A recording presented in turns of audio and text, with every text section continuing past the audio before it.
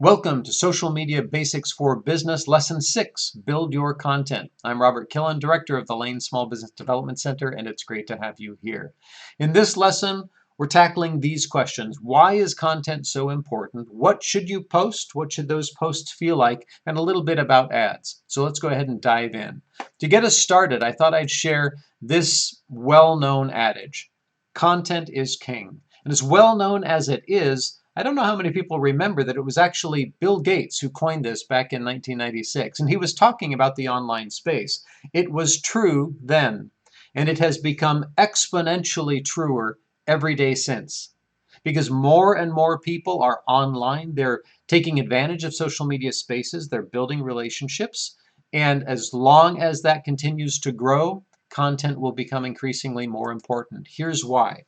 If you could imagine blindfolding a bunch of people and putting them in a room, separating them so they couldn't touch one another, don't allow them to move, don't allow them to speak, so they can't feel one another, they can't hear or see one another, they can't build relationships.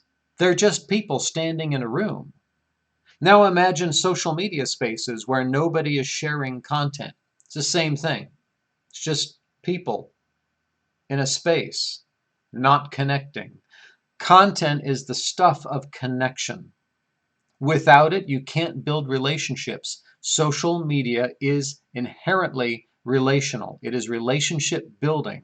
As long as social media continues to bring people in, content will become more and more and more important. So content is king, will be, will always be. So what types of content should you post? Well, there are a couple different ways to answer this. From a medium standpoint, what medium should you use? That's going to be determined by the channels you've chosen. If you've chosen YouTube, clearly you're going to be posting videos. If you've chosen Facebook, you could post any of a number. Videos, images, pure text, links to other sources. There's lots of different ways that you can post content. Now, what should those content posts include? What should they be about?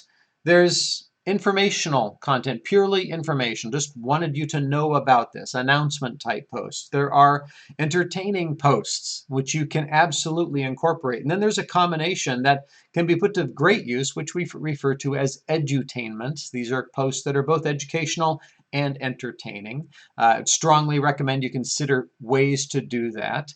There's full-on training where you're posting informational training videos or training lists. There's polls and surveys, and at the end of the day, one of the most powerful types of posts to generate, the most powerful types of content to aggregate, to bring together, is user-generated content. If you can figure out a way to get users, to get fans, to get followers and clients to post onto your page, built around some theme, it's incredibly powerful. It generates great authenticity and validates your place in the space. So it's definitely something to consider, user-generated content. And ultimately, the content should have a strong outward focus. Whatever you post, it should have an outward focus, be more about them than about you, more about clients than you, more about your community than you. Okay, so really focus on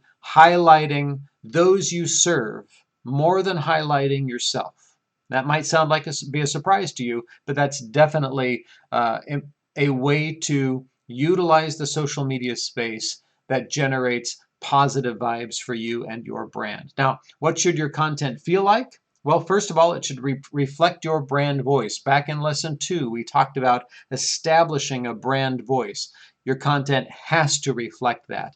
It needs to be value driven. Whatever your values are, make certain your content reflects those values. And it is value driven in the sense that by reading it, people will be improved. You will bring value to them for having participated and having stopped by. And ultimately, you want content that generates engagement.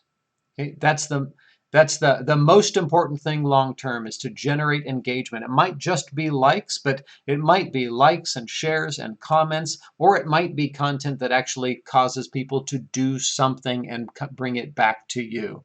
Generating engagement is really important. Now, just a tiny bit about ads. I'm not going to go into ads deeply, but advertising, actually paying to place content in social media, it's different with every channel. But I'm just going to share this. Before you start with ads, before you start paying for content, ensure that you have a robust, active, provocative online presence in that channel. Don't run an ad and then when people go to check you out because they're interested in your ad, they see nothing. They see that you're brand new, or they see that you haven't been generating activity, that people do not seem to be interested. You want people to be interested before you drive people there through paid ads. Just that simple. So at the end of the day, content is the tool that you use to communicate your value, to communicate your brand voice, and to connect to the market. And as I said before, content is the stuff of connection. Content is king. Make your content great. Okay, that's the end of lesson 6. Your next steps are to go to the assignment page next, pull out your social media action plan, fill out section 6. Once you're done with that, you'll go to lesson 7, which is schedule your post, where we'll discuss when and how often to post on your social media sites. I'll see you there. Cheers.